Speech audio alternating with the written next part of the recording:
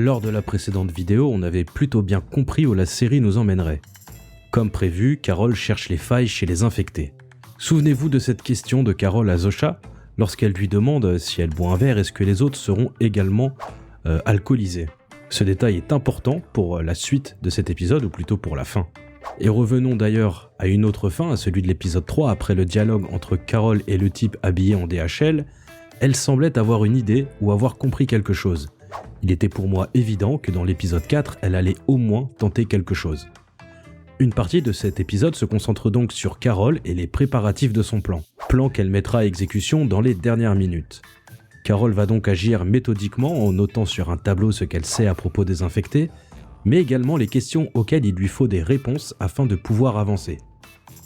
Elle débute par un interrogatoire d'un infecté qui était sur place avec ses congénères afin de réparer les dégâts causés par l'explosion de la grenade dans l'épisode 3. Carol teste ce personnage infecté en lui faisant subir un interrogatoire et pour la première fois, l'éventualité que les infectés puissent mentir est soulevée. Les infectés sont-ils capables de mentir à Carol afin de la laisser dans un bonheur illusoire? C'est en tout cas ce qu'elle pense. Et d'ailleurs, ça semble bien être le cas. Comme dans l'épisode 3, elle arrive à déstabiliser son interlocuteur avec ses questions. Le plan de Carol est clair, elle veut inverser la situation, revenir au monde tel qu'il était avant la propagation de ce virus du bonheur. Dans l'hôpital dans lequel se trouve Zosha, elle se met en quête d'un produit qui, une fois injecté dans le corps d'une personne, pourrait la pousser à se confesser, la forcer à révéler la vérité. Carol cherche donc à contourner les mensonges que les infectés pourraient dire. Carol est persuadée que Zosha et les autres savent comment soigner les infectés du virus. Après une scène rigolote durant laquelle Carol teste ce fameux produit sur elle, l'auteur se rend une nouvelle fois à l'hôpital afin d'injecter le produit à Zosha, afin de lui faire subir à elle aussi un interrogatoire pour avoir la réponse à sa grande question, comment inverser le processus. La fin de cet épisode nous propose ce qu'on appelle dans le jargon une rupture de ton, c'est-à-dire qu'on passe d'un style à un autre brusquement afin de perturber le spectateur. En effet, Carol emmène Zosha hors de l'hôpital afin de l'interroger. Celle-ci, déstabilisée par l'interrogatoire de Carol, fera appel aux autres afin qu'ils viennent lui porter secours, et même s'il n'y a aucune violence, la tension monte d'un cran lorsque les autres arrivent pour secourir Zosha, et vous noterez au passage que les sourires sur les visages des infectés ont disparu pour laisser place à une expression faciale stoïque et inquiétante. La rupture de ton se ressent donc dans l'ambiance de la scène qui passe brusquement d'un style à l'autre, mais il se lit également sur le visage des infectés. Cet épisode met donc Carol en action et il nous permet de mieux découvrir les règles de cet univers.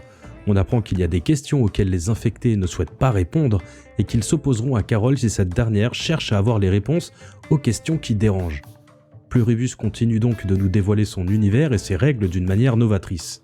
La réalisation est toujours aussi excellente, j'ai également beaucoup apprécié la séquence d'introduction avec le Paraguayen, presque sans dialogue, qui se déroule en même temps que la scène de Carol dans l'avion au début de l'épisode 3.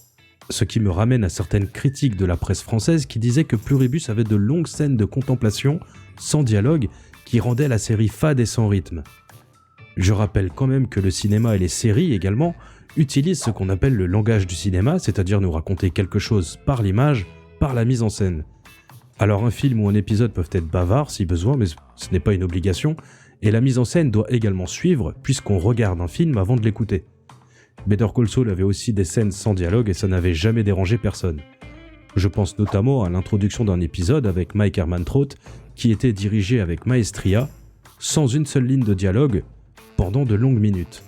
J'ai donc du mal à comprendre ces critiques, sans compter que l'aspect contemplatif de Pluribus va avec l'ambiance de la série. Pluribus est parfaitement cohérente, que ce soit dans sa mise en scène ou dans les différents tons qu'elle utilise. Bref, revenons au Paraguayen, ce nouveau personnage que l'on aperçoit pour la première fois dans cet épisode. Son apparition nous fait comprendre qu'il agit différemment de Carol. Même si celle-ci se montre assez aigrie avec les infectés, elle interagit néanmoins avec eux. Ce que semble refuser catégoriquement ce nouveau personnage, bien plus radical que Carol, et il se retrouve d'ailleurs dans l'impossibilité de se nourrir. Je suis curieux d'en voir plus sur ce personnage qui nous a donc été présenté lors d'une longue séquence d'introduction presque sans dialogue, mais qui en dit long sur lui grâce à la mise en scène.